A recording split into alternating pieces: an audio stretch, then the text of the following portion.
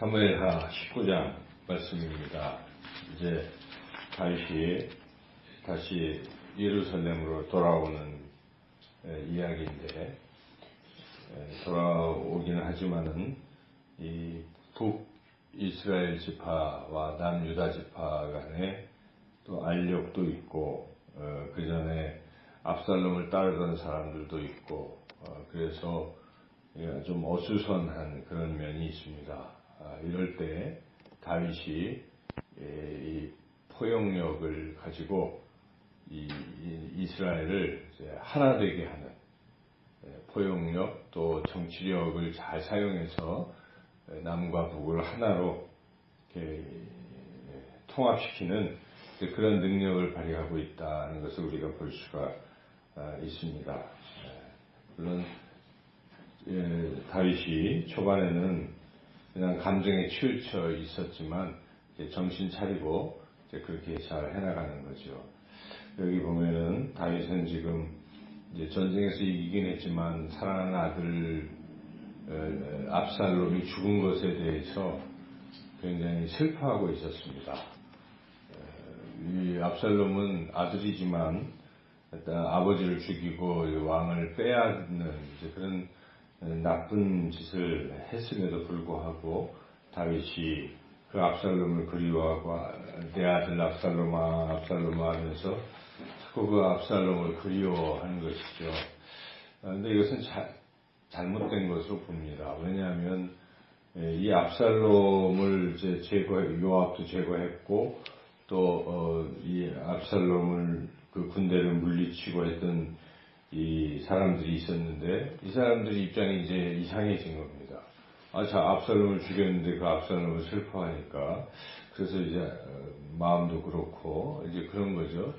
그래서 이게 전쟁을 했으면 잘 한 사람들에게 상을 줘야 되는데, 오히려 전쟁에서 죽은 적군을 이렇게 위로하고 있고, 이제 이런 상황에 요압이 자칫 잘못하면 이제 백성들이 다 돌아서게 생겼으니까 이것을 진언을 하였고, 이 다윗이 정신 차리고 이제 나가서 백성들을 잘 이제 위로하고 이렇게 하는 거죠. 그래서 이제 다윗이 백성들을 위로하고, 또 거기에 북이스라엘 지파는 그래도 돌아왔는데 이제 남유다 지파들은 이제 잘 안 돌아오고 있었습니다. 다윗에게 그 이유는 압살롬이 이제 남유다의 헤브론에서 왕이 되지 않았습니까? 그러니까 이미 유다 지파의 마음을 압살롬이 훔쳤고, 또 유다 지파는 이 압살롬에게 충성했기 때문에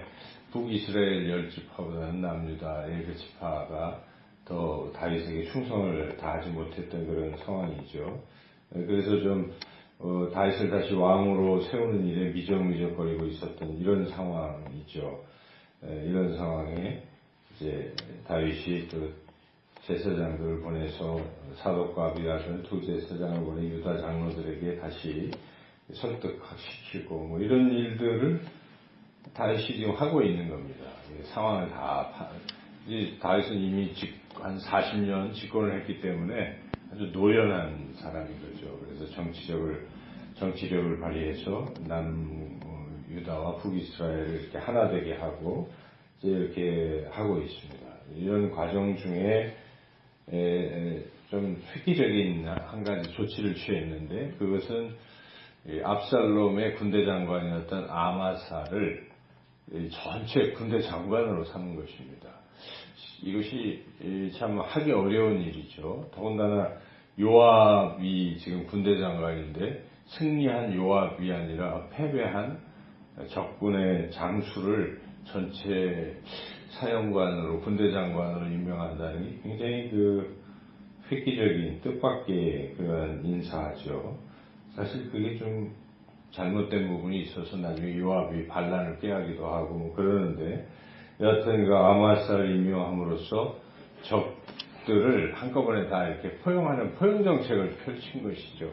하기 쉽지 않은 일인데 다윗이 그렇게 포용력과 정치력을 발휘해서 또 이렇게 또 하나로 이렇게 되게 한 거죠. 그리고 또 하나 특이한 것이 이제 그 시므이라는 사람이 다윗이 피신할 때 아주 욕을 하고 저주했던 그런 사람이었는데 이제 상황이 바뀌니까 시므이가 자기 죽게 생겼으니까 뭐 맨발로 나와서 다윗에게 잘못했다고 막 용서를 구하고 이제 이럴 때 다윗이 괘씸하다. 옆에서 부하들도 저 가만두면 안 된다.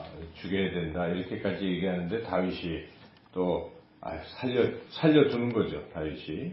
이것도 상당히 포용력이 있어 보입니다. 근데 사실은 다윗이 진정으로 시므이를 용서했다고 보기는 어렵습니다. 나중에 읽어보면 다윗이 죽기 전에 아들 솔로몬에게 시므이 조심하라고 시므이가 반란을 깨할 테니까 조심하라고 그렇게 얘기하고 유언을 남긴 것을 보면 그를 용서는 하는 것 같지만 속으로는 주의하고 있었던 것을 우리가 알 수가 있는데 그러나 여하튼 다윗은 겉으로는 지금 다 원수도 이렇게 껴안고 있는 모습이죠. 적장을 군대 장관으로 삼는다는 자기를 저주했던 사람도 품는 이제 이러한 모습들을 이제 보고 있는 겁니다. 이제 이렇게 해서 하고 특별히 근데 자기한테 잘했던 자기 그 사람들이 피난 갈 때 먹을 게 없을 때 막 먹을 것을 대해줬던 바르실레만큼은 좀 특별하게 대합니다. 그래서 바르실레 보고 나이 80이지만 같이 예루살렘에 가서 삽시다. 제가 이제 지금부터 모시겠습니다. 이렇게 다윗이 이야기를 할 정도로 이제 또 바르실레에 대해서는 특별히 대우를 했죠. 그리고 또 한 가지 여기 그 무비보셋으로 요나단의 아들 무비보셋에 대한 문제인데 그 무비보셋의 종인 시바가 모략을 했죠. 무비보셋이 반란을 꾀했다. 엉터리였는데 그때 다시 판단력이 흐려져가지고 그 시바 말을 들어줬습니다. 그래서 시바에게 네가 무비보셋의 모든 걸 다 가져라 이렇게까지 얘기를 했는데 이제 와서 보니까 무비보셋이 그게 아니고 그 시바가 나를 모함했습니다 라고 이야기할 때 다윗이 속으로는 무비보셋이 잘했다고 이제 생각을 했고 시바를 그럼 척결을 해야 되잖아요. 종이 거짓 모함을 하고 재산 그래야 되는데 묘한 판정을 합니다. 다윗이 그냥 반반씩 나누라. 무비보셋하고 시바. 그러니까 자기도 지금 어느 쪽이 말이 맞는지를 확신하지 않는 거예요. 못하고 있는 거죠. 그래서